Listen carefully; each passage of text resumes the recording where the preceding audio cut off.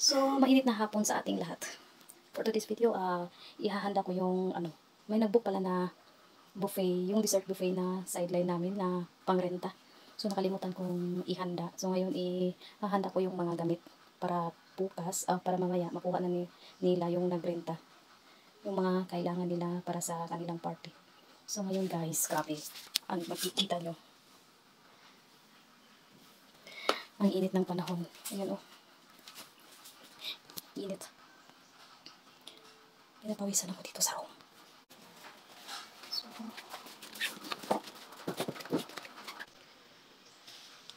So ngayon ipapakita ko sa inyo kung ano yung gusto nilang i-renta sa sa dessert buffet. So ito ihahanap ko muna yung set nila. So may ganito panglagyan ng mga pwedeng cupcakes or kahit ano, basta mga pang dessert. Ito rin pwedeng lagyan ng candies or kahit mga chocolates, basta pang kahit anong gusto mo ilagay dyan.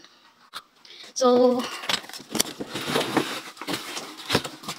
may ganito rin, pwede nyo rin lagyan ng yung mga cupcakes na may mga anong tawag doon, parang may mga picture ata yung iba, picture ng celebrant or sinong may ng okasyon.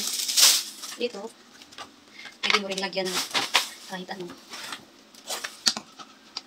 Tsaka ito para sa cake, ihanda ko to set C yung irerentahan nila. So bali lahat ng gamit pang dessert buffet yun yung irerenta.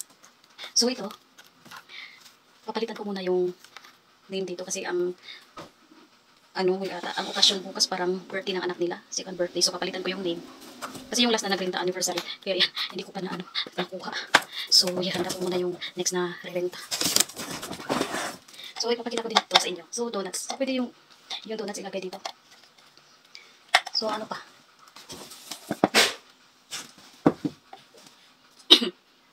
so yun lang lahat.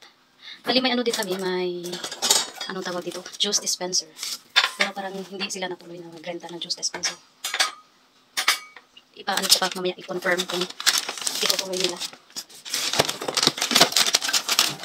Ito yung juice dispenser na ito. So pwede ding sa dessert buffet. Pwede ding ilagay. Depende na kung depende sa customer kung anong set ang gusto nila. So yung range ng 250 hanggang 399 ata. So, meron pa dito. Ito pala, kalimutan ko.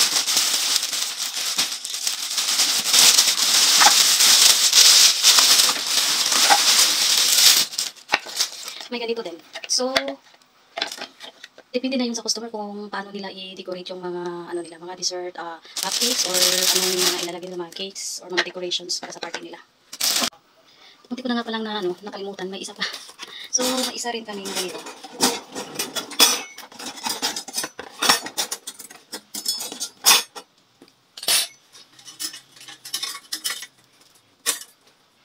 So, ito, ganyan lang.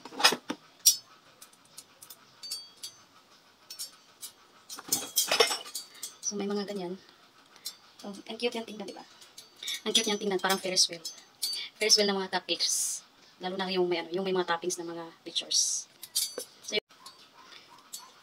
So yun, kung sino may gustong mag-rent ng dessert buffet na mga gamit, pwede nyo pong bisitahin yung page or i-PM nyo ako. Affordable po yung prices ng mga sets. So yun lang, pinakita ko lang sa inyo, share ko lang. That's all. Salamat sa panonood. At ihahanda ko muna to, baka mamaya alas kukunin na nila pick up na nila itong mga gamit. So ililinisin ko muna at ihahanda. So salamat sa panonood.